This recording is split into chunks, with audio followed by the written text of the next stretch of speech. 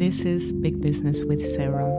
This podcast guides you to finding what you desire most in life and business, because running a business is very much about your personal development. In this podcast, I'm sharing what my clients ask me and how I help them. Thanks for joining. Welcome back to another exciting episode of Big Business with Sarah, the podcast for solopreneurs who are seeking to level up their businesses and take control of their entrepreneurial journey and also have a great life.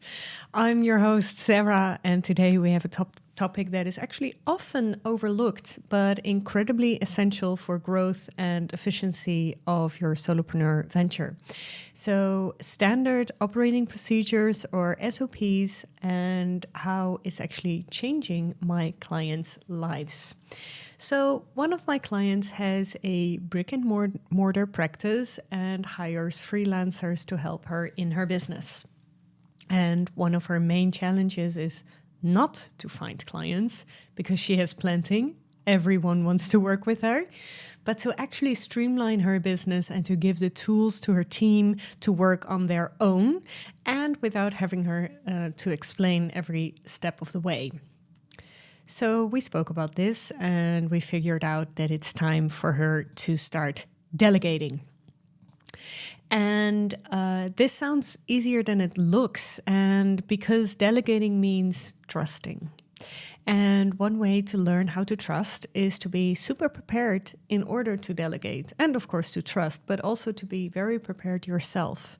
Some leaders just pass tasks off to their staff, and I think that's really bad. I've seen it a lot in businesses that I worked with as an interim manager. And now that you're listening to this podcast, you never will make that mistake. So if you're thinking, yes, but Sarah, I do not have a team, then you can also apply this to your accountant, your maybe photographer if you're doing a photo shoot, your designer, your virtual assistant, etc. And having a few standard operating procedures is just for yourself is actually a very good idea. Meanwhile, I'm really blinking because I have something in my eye. So you're seeing this on YouTube.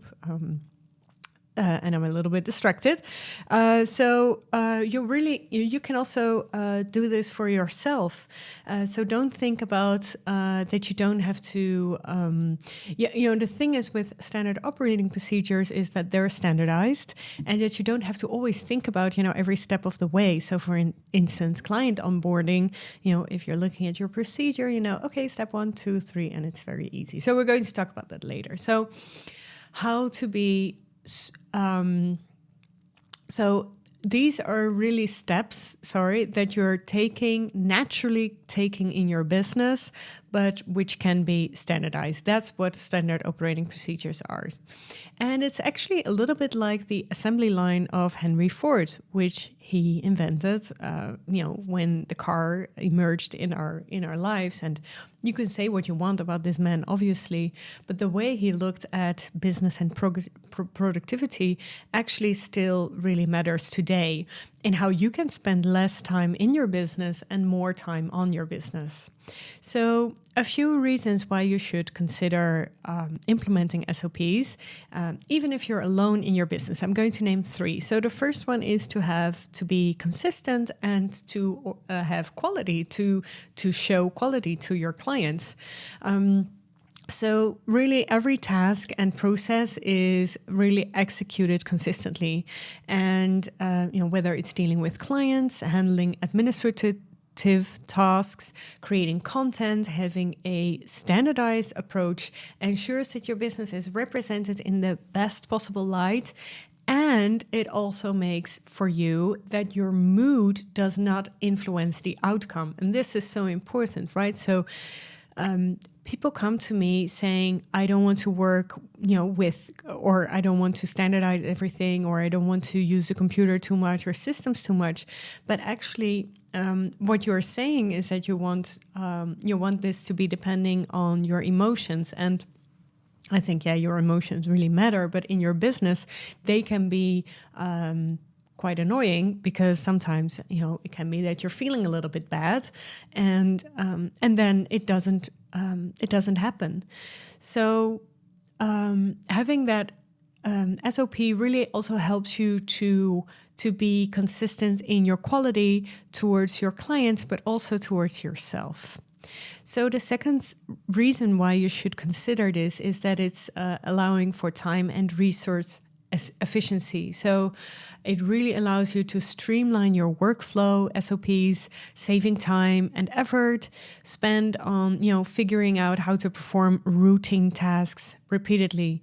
So by having very clear step-by-step instructions at your disposal, you can focus on scaling your business, exploring new opportunities, or taking some well-deserved time off. So there's really a lot of reasons to really consider that, and not always, for instance, in my client's case, not always having to give instructions to her team, her freelance team, because everybody knows what they're doing and it's so much easier.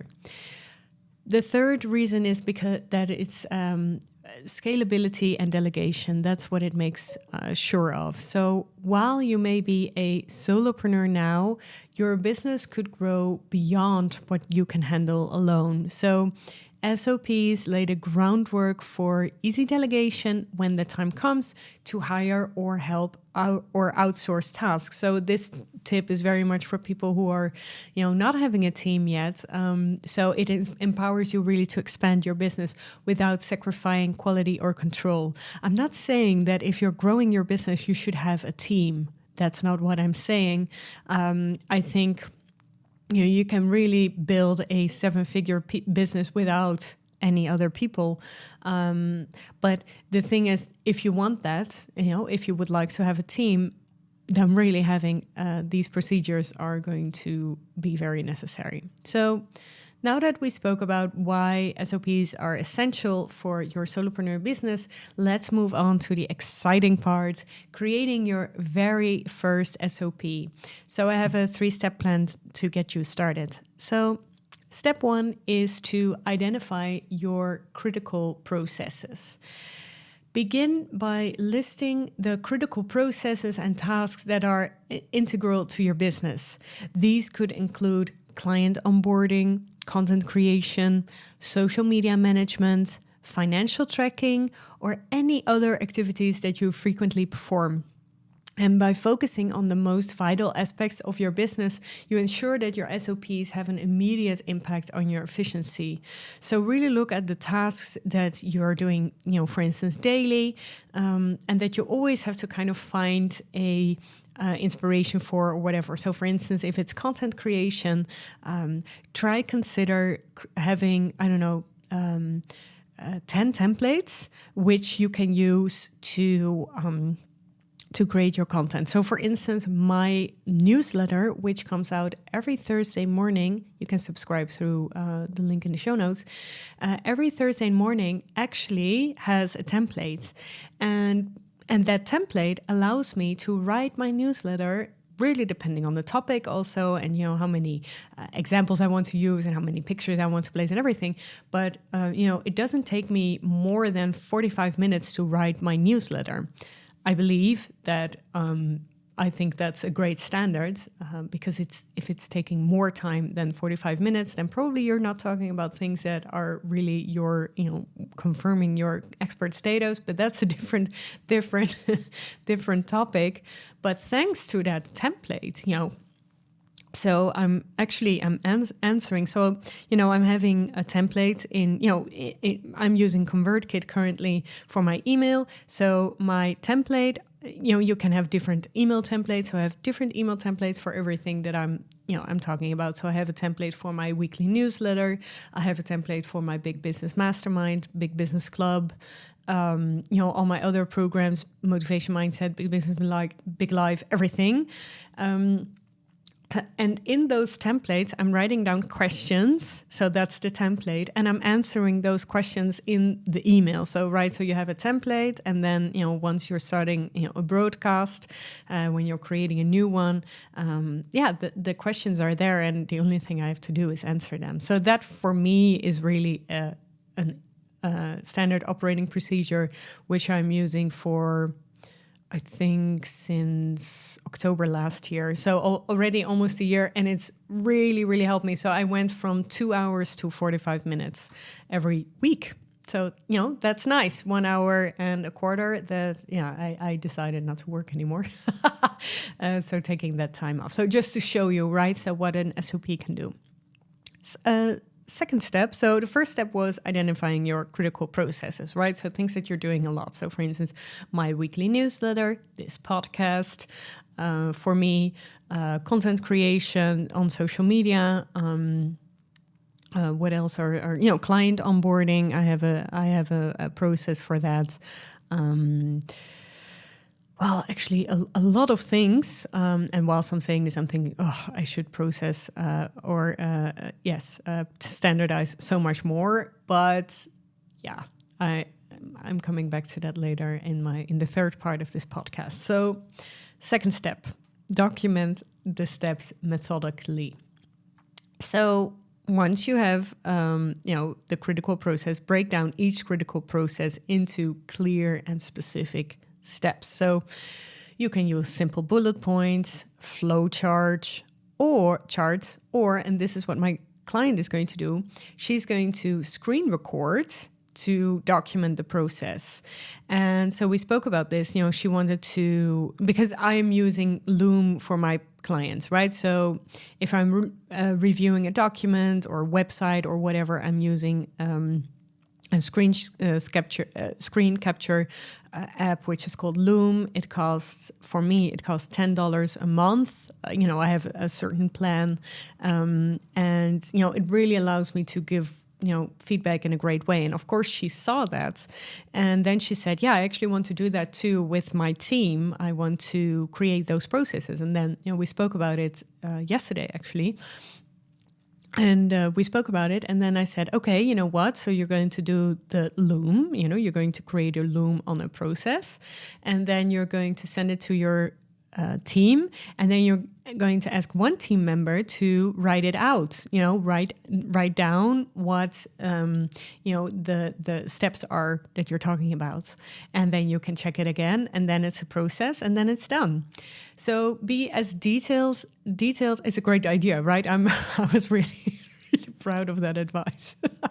So, and also, when you're, giving that task to a teammate, it's really also, that you're always getting, you're learning more from writing something down, not just listening to something, that's 10% that you're learning. When you're writing it down, it's 30%. And when you're teaching it, it's 80%, something like that. I don't remember the exact percentages, but, so it's also very beneficial to this specific person. You give it to anyone, really. So be as detailed as possible, especially for tasks that involve multiple steps or technical nuances, which is really the case with her. So remember, the aim is to make these SOPs easily understandable for anyone who might need to follow them in the future. So for instance, she's working with freelancers right now. Yes, she is investing in the team. She really wants them to be a part of her business. But you know what? Maybe one of those freelancers is going to move to South Africa.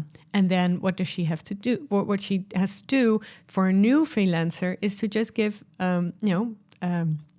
all of her SOPs and say, okay, have a look at this. This is how we run things. And that is just such a nice way to work. The third step is, and this is really something you shouldn't forget, to test and refine. So, before you consider your SOP complete, take the time to test them out yourself. See if the steps are correct. Walk through each procedure, ensuring that the instructions are accurate and comprehensive, and you really might identify gaps or points that need improvement during this testing phase. And also be open to feedback and refine your SOPs accordingly.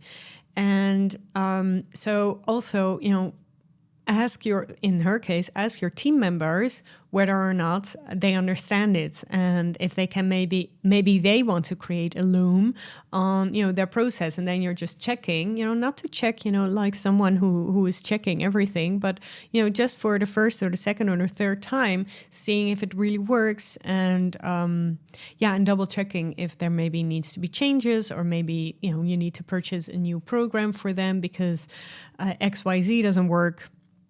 Be very open to that feedback. So, that was it really. And so I want to invite you today to take some time this week to identify your critical processes, document them methodologically, and test your SOPs for a more efficient and sustainable business. Have fun giving yourself some more time off. And now it's time for one of your questions.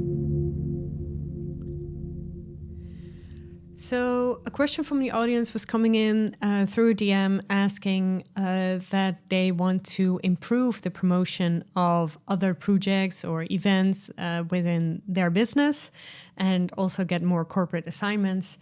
And she felt like her current branding doesn't really cover, like the name of her brand doesn't really cover what her business is about or what she wants. So she asked, what is better? Three suggestions to keep her brand name the same, but slightly revamped and maybe made a little bit edgier.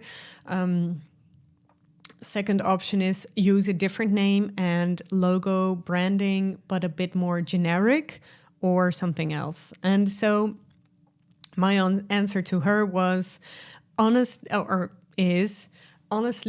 that I believe branding in your business is very important, but your client does not really care what your business name is. For instance, my business name is Bureau SBB. It's not Sarah Big Business. It's not Sarah Birkenkamp, but actually not many people know this.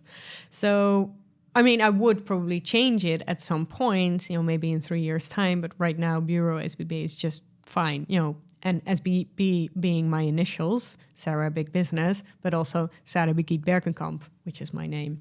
So that's no coincidence, in case you were wondering. So I think branding is very important, if you're selling products, with the name on it, if it's very much about, the look and appearance and everything, for instance, if you're selling, for instance, the brand Clay and Glow. It's a very nice Dutch brand, and it's all about stuff that you're putting in your bathroom, and it has to look nice.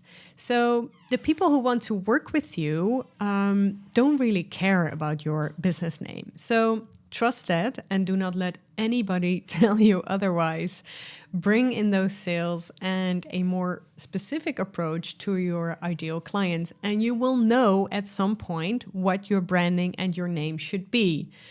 Do the work first and then revamp. Now I have a question for you. My question for you today is, do you have a SOP? Is it time to create your first one today? And imagine all the time which comes your way if you take a little bit time to figure this out. And imagine if you created one SOP a week, considering if you're taking holidays off, that's 40 SOPs a year. And wow, look at the time that you will get for free. Imagine, me having my newsletter from 2 hours to 45 minutes each week, creating that template, which took me 1-2 hours, and how much time I'm actually saving every week because I installed that SOP. You can still sign up for my free masterclass Art Profit, where I will be sharing additional tips in how to grow your income as an artist or a photographer or a designer. And it's going to be so good. I cannot wait to share my method. It's on Tuesday, August 29th, 8 p.m.